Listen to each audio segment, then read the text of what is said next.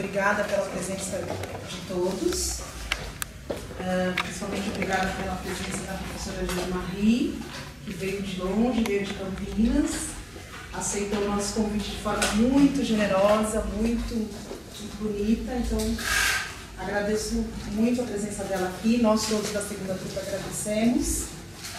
E o tema do nosso ciclo de hoje é Narrativas e Memória em Walter Benjamin, então a professora vai discorrer sobre esses temas. Eu trabalho sobre... Vocês me ouvem bem? Eu preciso falar no microfone, tá tudo bem? Tranquilo? Trabalho sobre Benjamin já faz muito tempo. Não vou dizer quando que eu fiz meu doutorado, porque senão realmente eu vou ficar uma anciã, eu sou uma velha senhora. Mas eu fiz um doutorado sobre Benjamin na Alemanha, saindo da Suíça francesa, na época dos anos 70, fim dos anos 70. Na época, o movimento estudantil tinha redescoberto Benjamin, só para dizer como que eu cheguei nele.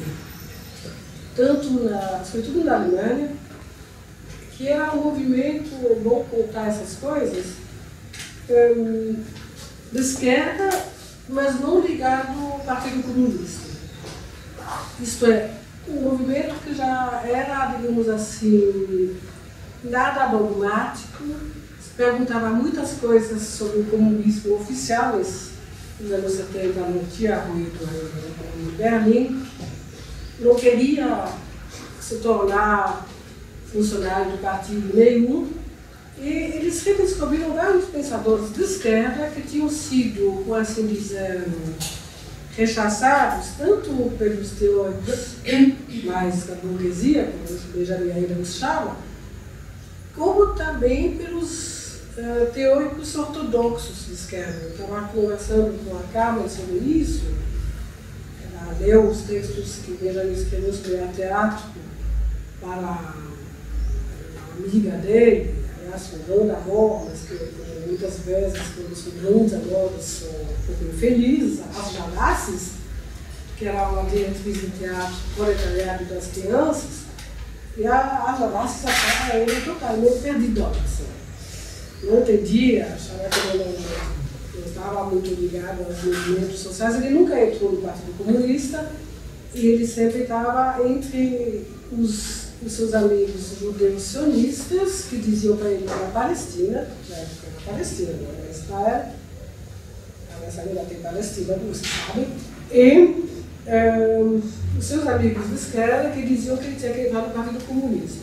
Ele era muito amigo do Brecht. A Jalassi o apresentou a Brecht. Só que o Brecht também achava ele insuportavelmente intelectual, sutil, lento.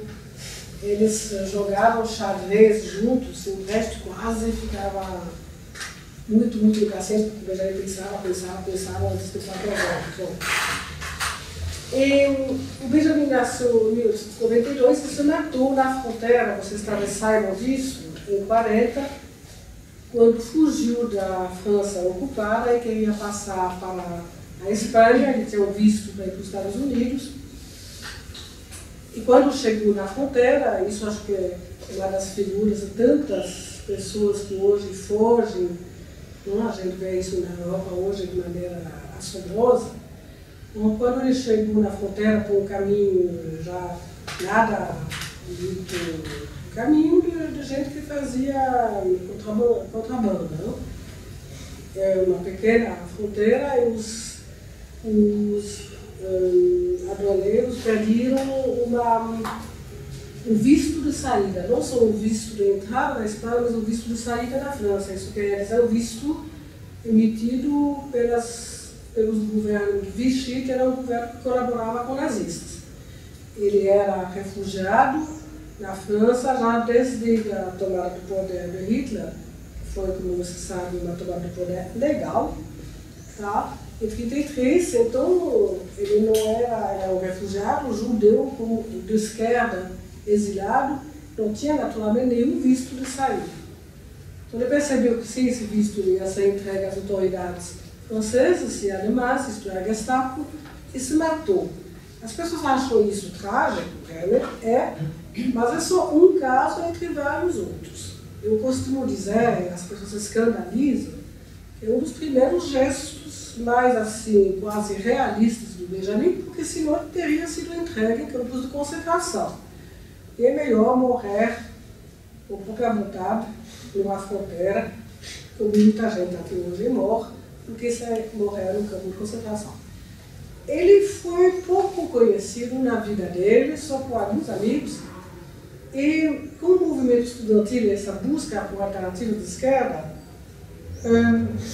os estudantes o redescobriram, em particular porque ele tinha uma filosofia da história, uma concepção da história de esquerda, de luta, de resistência contra o nazismo em particular, sem pressupor, e isso para o movimento estudantil foi importante, sem pressupor um certo determinismo econômico, que havia sempre um progresso e que no fim a gente ia enfiar a luta do proletariado vencedor e não precisamos, era uma maneira muito estranha da Marx, mas que ainda hoje tem jeito assim, não precisávamos fazer muita coisa porque isso ia acontecer quase pela, como dizer, pelos mecanismos econômicos do capitalismo, que até que teve uma crise e que o proletariado ia tomar o poder. Isso foi muito, não só a ideia da Segunda Internacional, mas também da social-democracia alemã na época, que não conseguiram, como vocês percebem, se unir para lutar contra o nazismo. Então, Benjamin escreve um texto que já está, que tem várias traduções para português, escreve um texto para si mesmo, que chama Sobre o Conceito da História, as famosas teses. Eu recomendo a tradução, que, enfim, aí vou fazer um tipo comercial que eu fiz com meu marido, que é brasileiro, um livro do Michel Levy que chama Isso, Aviso do Incêndio. Nunca sei o título inteiro. Mas a tradução que nós fizemos, acho que é uma das melhores, uma das mais literais, pelo menos. Tá? Eu descobri isso nos anos 70, 75, 78, depois de 68, e depois também da invasão, isso é importante falar, da Tchecoslováquia, que tentava outro tipo de comunismo, que vocês sabem, pelas tropas, vocês chamam tropas da União Soviética. Então havia, se vocês percebem, um mal-estar, um eufemismo, cada vez maior com uma política comunista oficial. É uma busca por teóricos de esquerda, mas que não se alinham necessariamente com esse tipo de política. Tá? Então comecei a trabalhar sobre ele nesse contexto, fiz um doutorado na Alemanha, porque senão eu nunca teria tido aulas de filosofia na Suíça, porque todas as aulas de filosofia no ginásio, que é ficar no ginásio, nunca pensei na universidade. Tem que dizer que o ginásio, o colégio na Suíça é bem baixo, tá? Mas eu nunca tinha pensado em fazer carreira universitária. Então isso até é bom para mim hoje, porque me dá uma certa liberdade, não levo a universidade tão a sério como muitos colegas devem. Aqui, é claro que se você quiser lecionar, é melhor você ter um posto numa universidade, porque o cenário é tão ridículo na escola, que você não consegue trabalhar assim, a duras penas. Mas eu nunca levei isso tão a sério, porque a Universidade da Suíça já era bastante reacionária. Então pensei em vou fazer um doutorado em filosofia alemã, e até poder deixar lecionar filosofia também no segundo grau. Eu já tinha lecionado um pouco, gostava. O pessoal achava muito, todos os adolescentes, eu tinha 23, 25 anos, eles tinham 18, então era um pouco difícil, porque eles viam nas aulas de filosofia, depois de 2 aulas de ginástica. Eu estava meio agitado. Mas enfim, eu gostava da aula para eles. E se eu não tivesse um doutorado em história ou em filosofia, eu devia ser condenada da literatura alemã, e isso na Suíça, Geneve, Lausanne, eles detestam. Os suíços da parte alemã são mais ricos, então a gente acha que eles são burros, tá? Nós somos inteligentes e pobres, tá? Ninguém é pobre realmente dos suíços da Alemanha, até hoje tem mais pobres. Então fui lá fazer um doutorado, tive uma bolsa, várias bolsas. E daí conheci um senhor que parecia muito alemão, que era brasileiro exilado, e a gente voltou juntos. Então vocês percebem só um pouquinho, desde aí, no lado do Benjamin Coitado. Eu sempre digo, se ele me ouvia no túmulo, ele deve estar até aí, de me ouvir falar dele. Mas eu não sei se, acho que ninguém sabe muito bem, aliás, para onde fica o túmulo dele. Ele está enterrado na fronteira, mas ninguém sabe muito bem onde. Isso não é o primeiro refugiado a ser assim, tem cada vez mais, você sabe. Então, quando eu cheguei no Brasil, em 78, pouca gente conhecia o Benjamin. Quem conhecia era mais pessoas da literatura e da comunicação. Eu lia textos do Benjamin sobre poesia, sobre Baudelaire, o poeta francês, e também sobre a obra de arte na época de sua literatura técnica. Sempre costumo dizer que esse texto, se Benjamin tivesse sabido que ia ficar tão conhecido, ele teria encontrado um título melhor, porque é muito... Então era gente, assim, outro dia o pessoal da Alemanha me pediu para escrever um pequeno artigo sobre a recepção do Benjamin na Alemanha, aqui no Brasil. Eram pessoas que tentavam, né, Benjamin, mas sem... Vocês têm que pensar, 76, 77, 78, 76 mortos Vladimir Herzog, não podiam tomar uma atitude demais política. Então eram pessoas como Leandro Conda, que já era conhecido no Rio, que já tinha várias coisas sobre estética marxista, ou estética de esquerda. Aqui em São Paulo, de maneira estranha, quem mais conhecia Benjamin era o Haroldo de Campos, um poeta concreto, que estudou bastante Benjamin, estudava todas as línguas, e também se apropriou muito da teoria da tradução de Benjamin. Tá? Depois, com o fim da ditadura, Benjamin, por assim dizer, foi muito traduzido, às vezes as traduções um pouco que deixam a desejar. Eu tento traduzir com amigos melhor na editora 34, e ele ficou quase na moda demais, me assustei. Porque tem gente que está muito na moda e que as pessoas descobrem e não lê com muita paciência, eu diria, tá? E pensam que vão poder aplicar conceitos do Benjamin a um monte de coisas. E a filosofia é uma coisa estranha, você não é um negócio muito para aplicar conceitos, é mais para colocar questões do que para aplicar conceitos, eu diria. Então tem uma saturação quase sobre Benjamin que faz que eu fique um pouco assustada.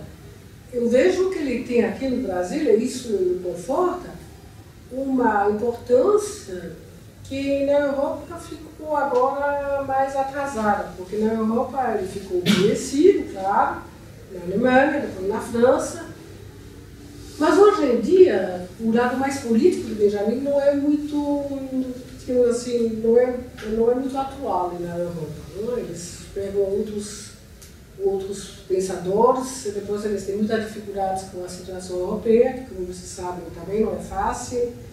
Tem toda essa questão dos imigrantes, toda a questão do desemprego. E aqui o Benjamin primeiro foi importante para toda a esquerda, depois ficou um pouco mais assim na retaguarda e virou de novo muito importante. Isso para mim foi muito, digamos assim, foi realmente uma excelente surpresa, com o debate sobre a memória da ditadura. Tá? De repente, a partir do debate instaurado, já faz muito tempo, pelas famílias dos desaparecidos e pelo pessoal da esquerda, Benjamin era uma leitura, por assim dizer, de base sobre a memória daqueles que foram vencidos, como se diz. Ele diz mais que foram isto é, reprimidos. A questão também de saber onde que eles ficam, como resistir às ditaduras se tornam mais fortes. E todo esse debate sobre memória, anistia esquecimento, perdão, ficou muito forte, pelo menos em alguns círculos.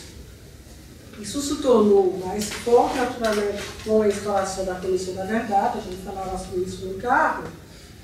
E, infelizmente, você sabe, a Comissão da Verdade deu seu relatório enorme, 700 páginas, em dezembro de 2014, a presidente Dilma, e com algumas exigências, sugestões, melhor que exigências, que não foram nunca cumpridas, e hoje quase ninguém mais fala sobre isso.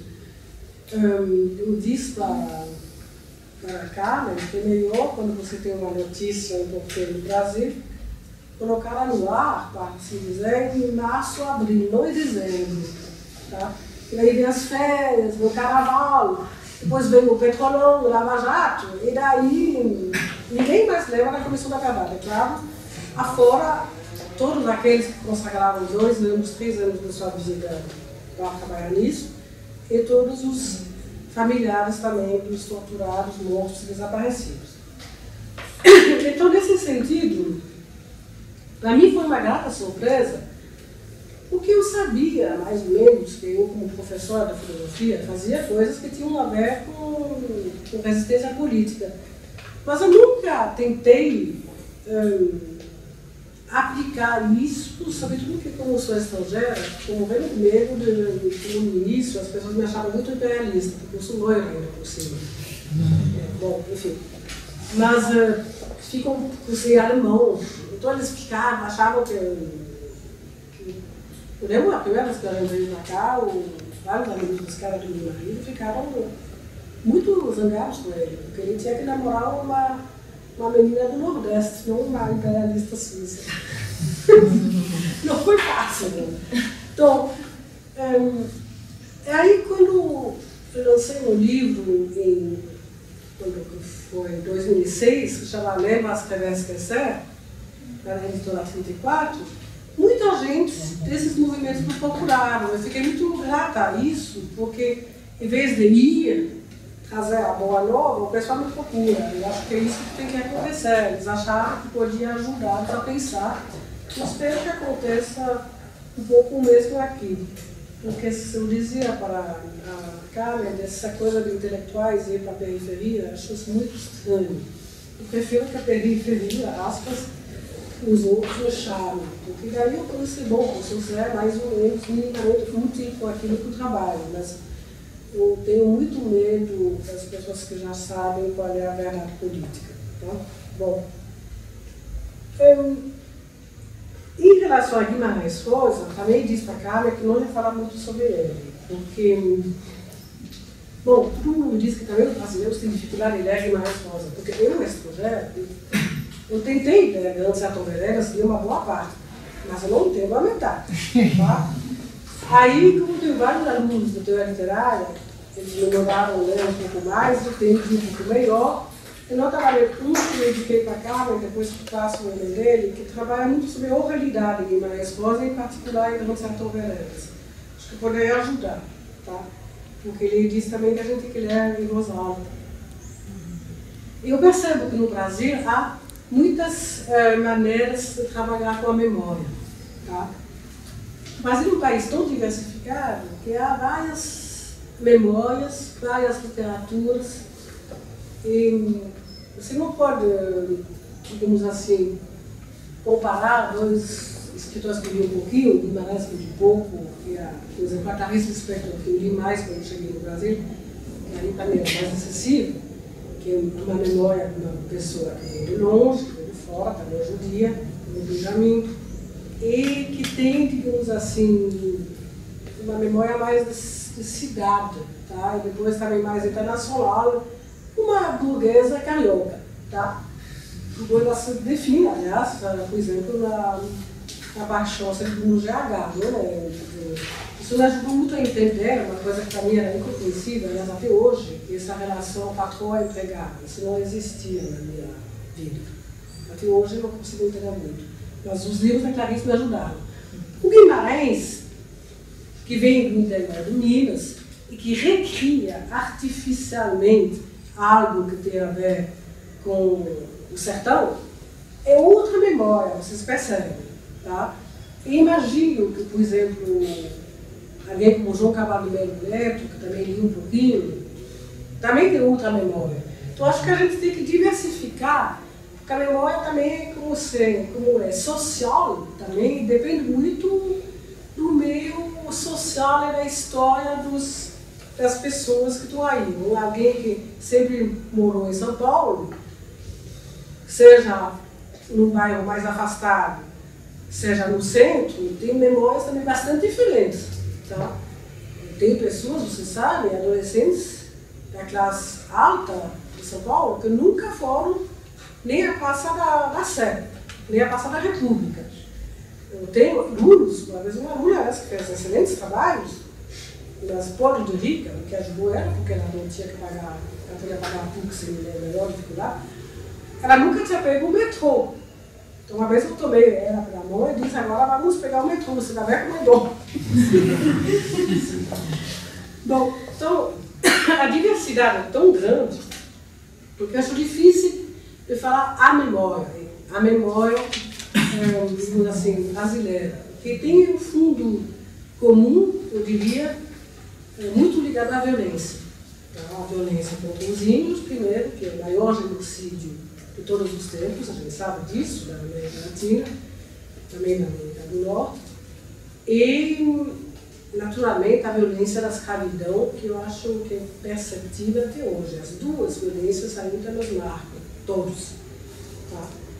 E tem uma violência cotidiana aqui, só pela diferença de renda dos mais pobres para os mais ricos, que é uma coisa, acho que ainda tem Israel ou Bangladesh que tem esse garfo, como dizem, eu chamo isso de garfo econômico, entre o salário mínimo, não é nem todo mundo ganha, e as grandes fortunas. Eu sei que vários países, em particular na Suécia, não sei se é um país maravilhoso, mas a diferença entre o maior e o menor salário é de 7 vezes. Tá? Aqui a gente nem calcula. Então, é um país, eu acho, marcado pela violência até hoje. E vocês convidaram a Maia Ritaqueiro, que eu gosto muito dela, ela participou de várias mesas juntas, que não cansa em falar também que essa violência que vem da escravidão e vem da ditadura depois, continua hoje, enquanto não houver punição, eu diria, pelo menos denúncia dos torturadores, punição e uma consciência mais, digamos assim, política de muita gente sobre essa violência. Né? Continua hoje tem mais gente que morre nas prisões, tem mais gente que morre, em particular, como a gente sabe, com a PM, etc., porque na época da ditadura. Então, eu acho que isso é algo no qual podemos todos pensar juntos. O resto é uma diversidade cultural linda, mas que é difícil, às vezes, muito para alguém ver de fora, de perceber e entender. Tá bom? Agora, falando em memória, como professor de filosofia, eu tento voltar, eu cito aqui um outro filósofo, outro do feminismo, no qual trabalho também, que é francês, que morreu faz uns 10 anos, que chama Ricoeur. Não sei se vocês já ouviram falar esse nome, tá? Aqui no Brasil ele não é muito estudado, porque ele nunca fez segredo, ele continuou cristão até a morte, mesmo que ele achava que essa história de vida eterna é mais um mito, mas ele acreditava em Deus, mas ele dizia que isso daí não tinha nada a ver com a filosofia dele, uma filosofia sem Deus. Uma filosofia aqui que é muito racional, muito ateia, ninguém estuda muito Ricoeur, mas ele não é só um cristão, ele é um grande filósofo. Ele tem um livro que talvez interesse a vocês, que foi traduzido, bem traduzido, na editora americana, que chama Memória, História e Esquecimento. A memória, história do livro. E aí ele faz muito com o conceito de memória desde o início. E lembra coisas que a gente sabe sem saber, como muitas coisas da filosofia. Não? a gente sabe o uso assim, mas não consegue assim dizer. Aí eles, como todos os filósofos, ele volta para os gregos.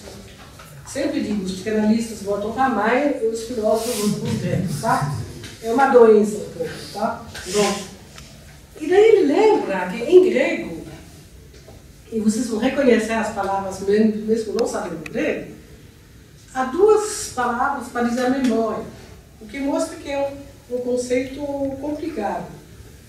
Há uma palavra que volta quando a gente faz uma anamnese, por exemplo, no médico. Anamnesis, que é o ato de lembrar. Tá? O ato, assim, consciente de lembrar uma ação. Tá?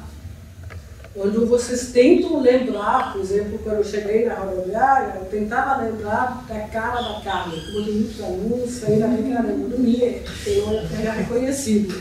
Abordei uma outra moça lá, perguntando se ela era a Carmen, mas ela não era.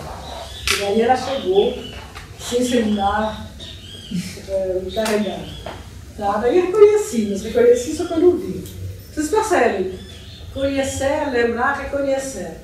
Isso é uma ação.